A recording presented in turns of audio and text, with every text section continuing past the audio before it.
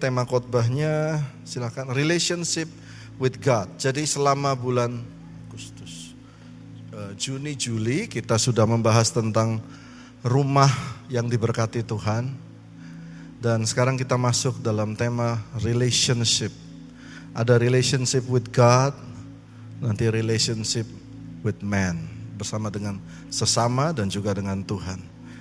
Jadi kita langsung masuk ke slide berikutnya. Adalah kisah dasar daripada hubungan Tuhan dan manusia dimulai dari Gunung Sinai. Gunung Sinai ini kalau saudara pergi ke Mesir, maka Ibu Deni sudah pergi ke Mesir? Sudah ya? Ibu naik sampai atas. Berapa jam itu, Bu? Lama ya, Bu? Naik onta ya? Oke, naik onta. Jadi naiknya lama dari malam jam 2 pagi ya kalau nggak salah ya. Jam 2 pagi harus naik sampai sunrise, sampai di atas di Gunung Sinai. Kenapa pergi ke sana? Karena disitulah tempat pertama Tuhan bertemu dengan Musa pada waktu bangsa Israel keluar dari perbudakan di tanah Mesir. Mari kita lihat slide selanjutnya. Sebelum kita baca ayat ini, saya tulis di dalam catatan saya bahwa bangsa Israel mengalami perbudakan 400 tahun. Lalu dicatat lagi di situ, setiap hari mereka merasakan teriknya panas di Mesir. Tentunya jauh lebih panas di Mesir daripada di Jakarta. Kecuali di Peak 2 mungkin ya. Peak 2 panas banget, Pak. Di situ panas matahari, mereka kerja dari pagi sampai sore dan dituliskan seorang ahli sejarawan yang menuliskan, mereka tulis bahwa umur orang-orang Israel yang bekerja itu cuma 40 tahun. Jadi mati muda, kebanyakan mati muda. Kenapa? Saya punya beberapa tukang, saya pernah punya kenalan beberapa tukang, termasuk beberapa yang ikut membangun gereja ini. Mereka kurang lebih usianya muda meninggal karena mereka suka konsumsi seperti susu kental manis. Kalau capek minum kerating daeng. Dan itu mereka lakukan seminggu bisa, ya sehari satu begitu ya. Sementara kita semua tahu itu mengandung kadar gula yang sangat tinggi dan merusak badan. Kafeinnya juga tinggi. Nah, demikian juga yang terjadi dengan budak bangsa Israel. Di tanah Mesir mereka membuat batu bata setiap hari, rata-rata umur mereka sampai 40 tahun. Dan dituliskan anak-anak yang bekerja membuat batu bata, para budak itu, budak-budak Israel itu, mulai 5 tahun mereka sudah mulai disuruh membantu orang tuanya untuk menyelesaikan pekerjaan bangsa Mesir, yakni batu bata. 400 years. Generationally budak. Generationally slaves. Lalu waktu tiba-tiba datanglah seorang yang bernama Musa dan berkata, "Hei, marilah kita berhenti jadi budak. Dan marilah kita pergi." Dan mereka tanya, "Kemana kita?" Katanya, "Ke padang gurun." Di padang gurun ada apa di sana? Tapi ya udahlah, daripada jadi budak, ayo kita ikut. Dan mereka menyaksikan hal yang mengerikan. Tiba-tiba laut air menjadi darah, ya kan? Lalu tiba-tiba ada wabah kodok keluar dan aduh itu kacau sekali buat hidup mereka. Saudara bisa bayangkan tiap hari kerja batu bata dan tiba-tiba ada kodok keluar, air menjadi darah, lalu tiba-tiba diajak ke suatu tempat, tiba-tiba airnya pecah. Mereka berjalan melewati itu semua dan sampailah mereka ke Gunung Sinai di seberang lautan. Ini ayatnya Keluaran 20 ayat 18 sampai 20. Ayat 18, seluruh bangsa itu menyaksikan guruh mengguntur, kilat sabung menyabung, sangkakala berbunyi dan gunung berasap. Maka bangsa itu takut dan gemetar dan mereka berdiri jauh-jauh. Kenapa mereka takut? Selama hidup mereka taunya cuma majikan sama tuan mereka. Dan para pengawas pekerja itu semua pakai cambuk. Kalau salah cambuk. Kalau salah cambuk. Jadi mereka takut, mereka punya tuan yang galak, punya majikan yang galak, Angel. Angel. Punya Firaun yang galak, yang punya license to kill, ya. Punya license to kill, bunuh nggak apa-apa untuk budak itu. Lalu sekarang dibawa oleh Musa keluar ke Gunung Sinai. Sampai ke Gunung Sinai mereka menyaksikan ada Tuhan yang lebih galak daripada Tuhan mereka di Mesir. The God of Israel. Galak banget, serem banget. Gunung Sinai kilat, sabung menyabung, guruh mengguntur, dan gunung itu berasap. Ada asapnya gitu. Dan mereka berdiri jauh-jauh dan udah Pak, saya nggak berani. Dan inilah perkataan mereka.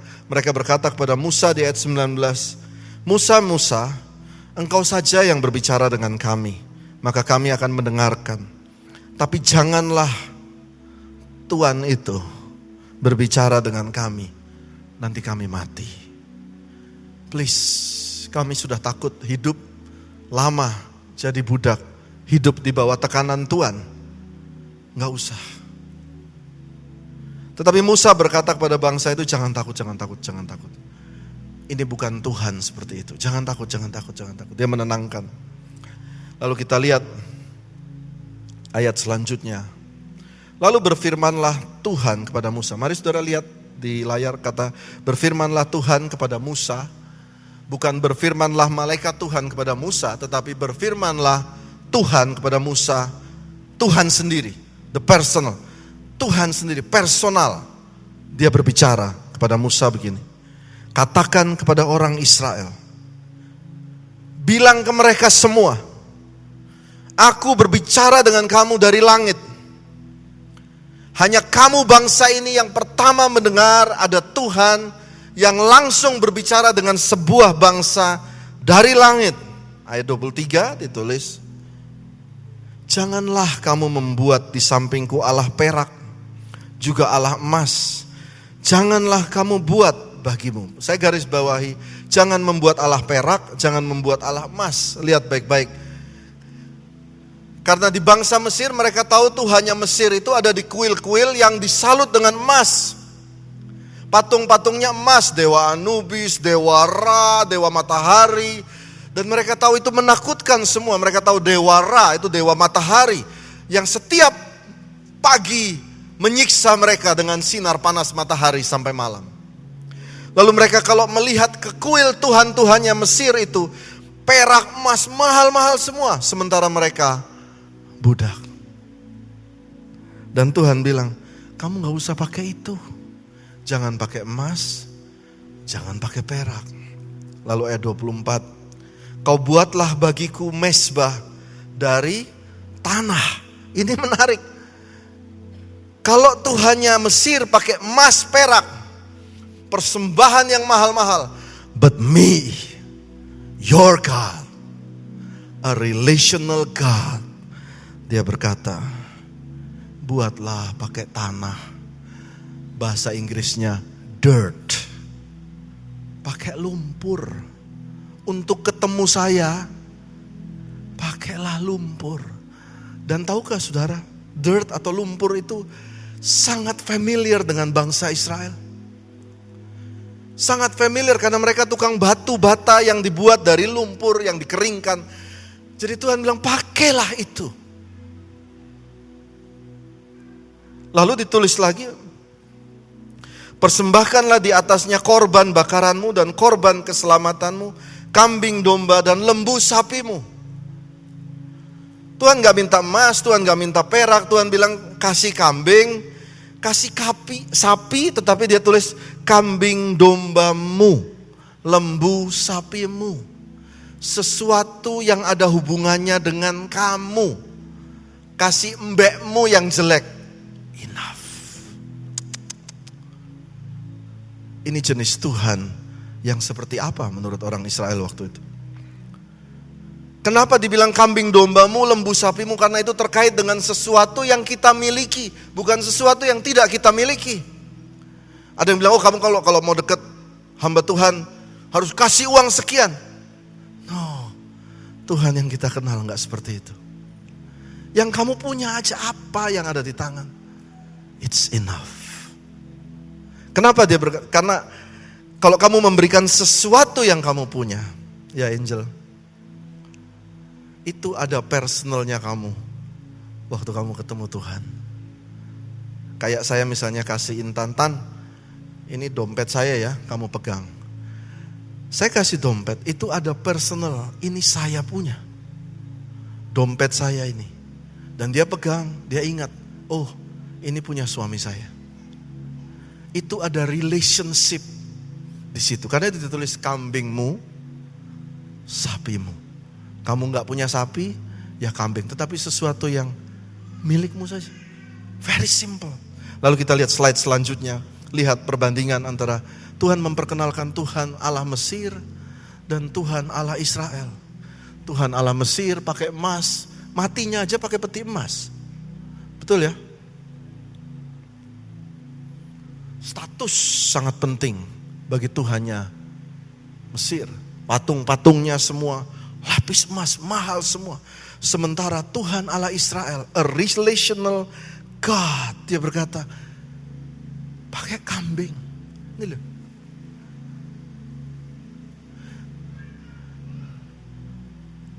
Pakai tanah. Dirt. Bikin altar pakai tanah. Lalu kembali ke slide yang tadi. Baca ayatnya. Buatlah bagiku mezbah dari tanah. Persembahkan di atasnya korban bakaran dan korban keselamatan kambing domba dan lembu sapimu. Pada setiap tempat yang kutentukan menjadi peringatan bagi namaku. I will come and bless you. Aku akan datang dan memberkati engkau. Coba, aku akan datang dan memberkati engkau. Saya ulang, Tuhan akan datang padamu dan memberkati engkau. Dengan apa? Slide selanjutnya. Cuma kambing, tanah. Kita berikan tepuk tangan buat Tuhan yang baik.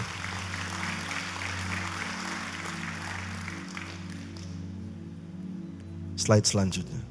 Lalu berikutnya Tuhan memberikan cara untuk bertemu dengan Tuhan. Keluaran 20 ayat 25 selanjutnya terus. Jika engkau membuat bagiku mezbah dari batu, maka jangan engkau mendirikannya dari batu pahat. Sebab apabila engkau mengerjakan dengan beliung, maka engkau akan melanggar kekudusannya. Lihat baik-baik ayat ini. Waktu engkau membuat altar itu dari batu, mezbah itu dari batu, gak usah kamu pahat. Dipahat itu seperti kalau saudara lihat di gambar ini seperti yang di atas. Diratain semua. Diratain semua supaya rata semua itu batu-batu semua, rata semua. Supaya rata. Dibuat manusia. Rapi dibuat manusia. Tapi Tuhan bilang enggak. Aku enggak mau. Biarkan batu-batu itu seperti itu adanya. It is enough. Nah perhatikan saudara, batu-batu yang tidak disusun rapi dengan batu, dengan pahat dan beliung, itu batu-batunya tajam-tajam.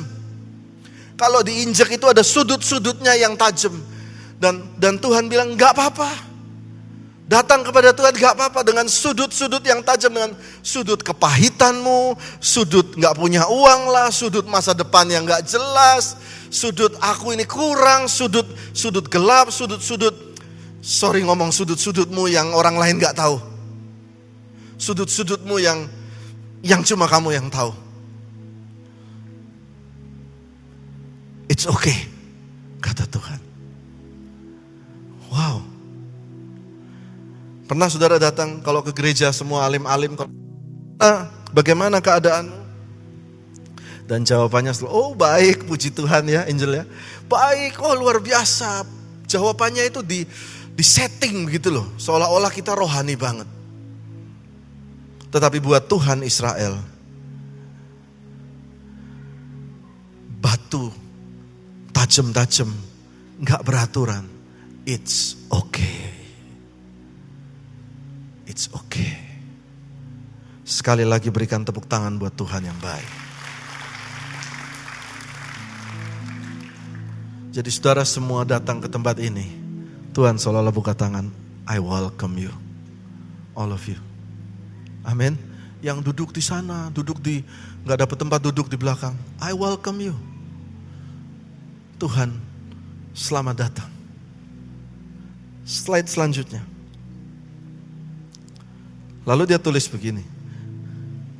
Oh, itu ada Pak Hotman Paris, saya nggak tahu ngapain dia pakai baju compang-camping ya.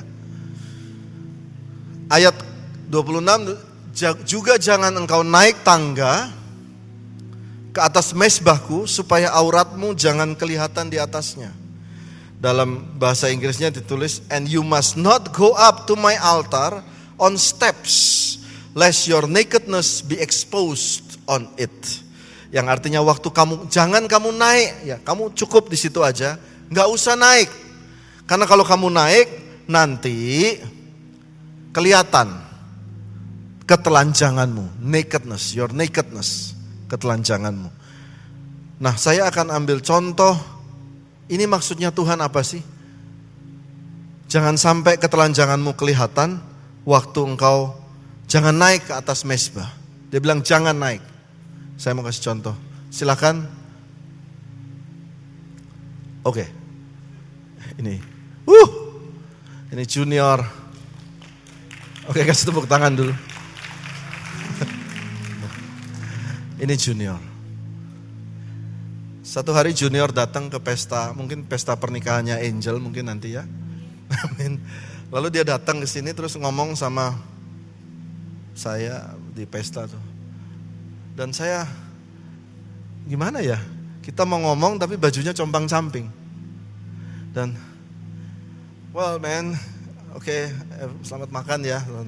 Tapi saya nggak enak pandangan saya. Betul ya? Nggak enak gitu karena dia compang-camping. Tapi Tuhan tulis ayatnya bilang, kamu nggak usah naik. Kenapa?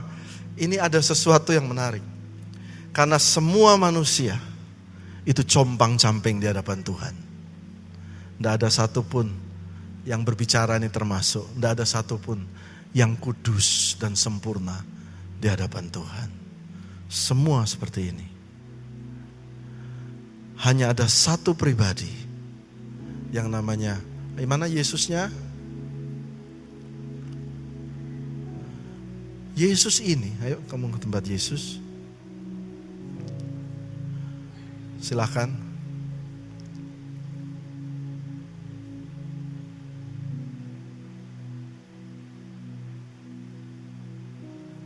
Saudara familiar dengan gambar ini?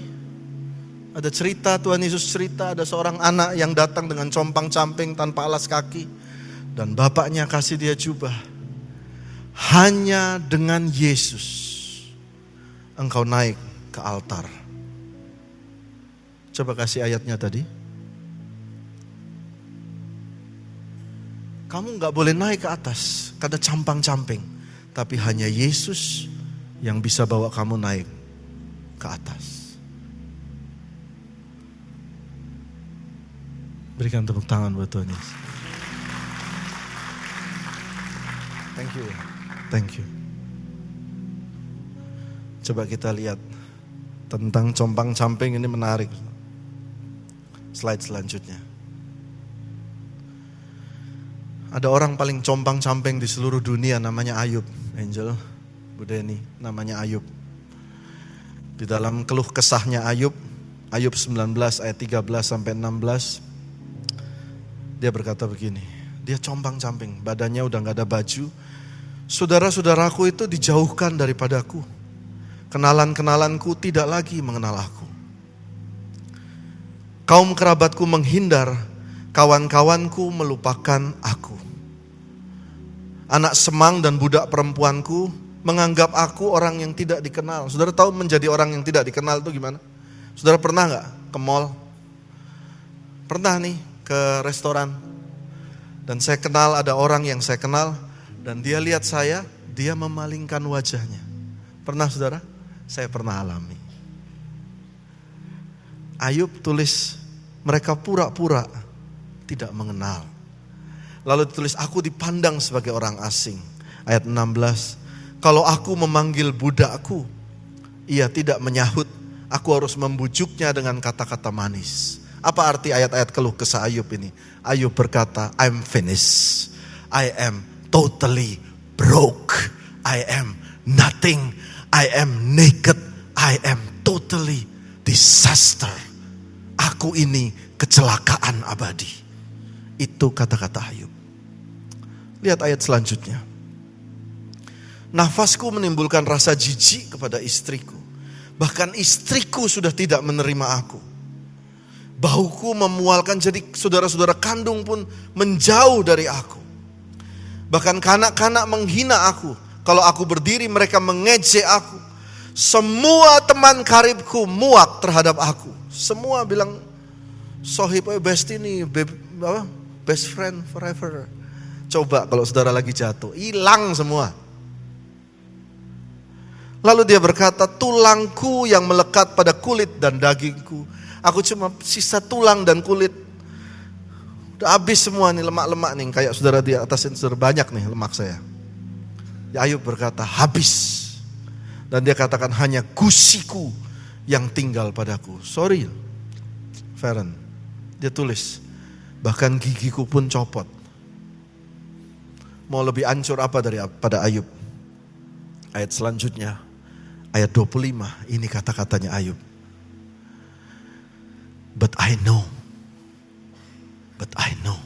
tetapi aku tahu, penebusku hidup. Mari saudara baca sama-sama 1, 2, 3. Tetapi aku tahu, penebusku hidup. But I know, my Redeemer lives. Berikan tepuk tangan buat Tuhan Yesus. Kata penebusku hidup dalam bahasa Ibrani disebut Gaal atau my redeem. Bahasa Inggrisnya itu redeem. Di dalam tradisi Ibrani ada yang namanya Gaal, itu adalah seseorang dari sanak saudara kita. Seseorang dari family kita yang dia harus bertanggung jawab. Dia harus bertanggung jawab kalau engkau hutang dan tidak bisa bayar. Baik itu hutang uang atau hutang properti. Saudara ingat seperti Ruth, Boas datang, aku ini bagian daripada saudaramu dan aku harus menebus. I have to redeem. Nama Gaal itu juga berarti debt solver, penyelesai hutang. Nama Gaal itu juga disebut avenger. Bukan Marvel Avenger, bukan Iron Man, tapi kata Avenger yang artinya, lihat baik-baik, sedalam apa iblis membuatmu jatuh, dia balas 2 kali lipat. Itu namanya Gaal, penebusku hidup. Tidak heran di ending daripada kitab Ayub, Ayub yang jatuh sedemikian rupa, Tuhan balas naik hidupnya dan semuanya ditambah 2 kali lipat. Berikan tepuk tangan buat Tuhan. Saya undang lagi tadi Junior dan Tuhan Yesus tadi. Masih ada? Ya. Yuk cepat. Sampai sini kita nangkap bahwa my Redeemer lives. Amin. Lalu slide selanjutnya. Yang harus kita lakukan, datang pada Tuhan Yesus. Bawa dirt. Dan kalau hidup kita sedang susah, Ibu Angel, kalian harus my Redeemer lives. Tadi pagi saya waktu siapkan ini, kasih tahu Ibu Deni, Ibu punya penebus. Boleh tunjukkan ayat, ada ya Ferdi ya? Saya mau tunjukkan pada saudara seperti apa penebus kita ini. Dia bukan Tuhan yang jauh daripada kita. Ayo ayatnya, Keluaran 3 ayat 7.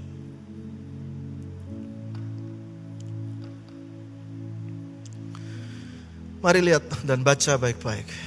Tuhan berfirman. Ayo baca sama-sama. Tuhan berfirman.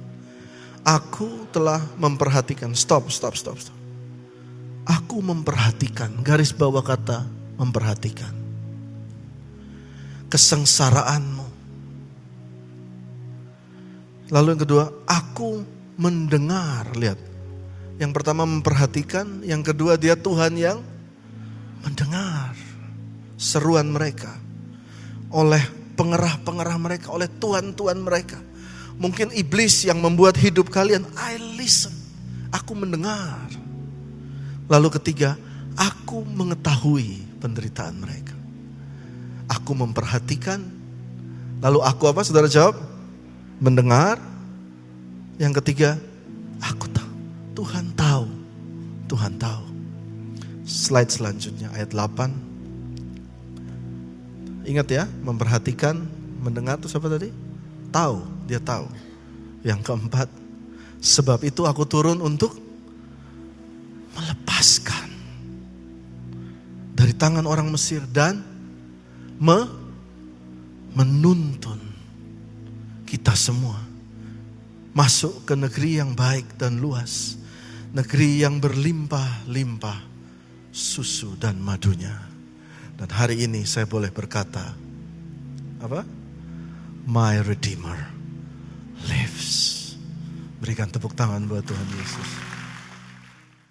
Terpujilah Tuhan Yesus, ditinggikan di atas pujian.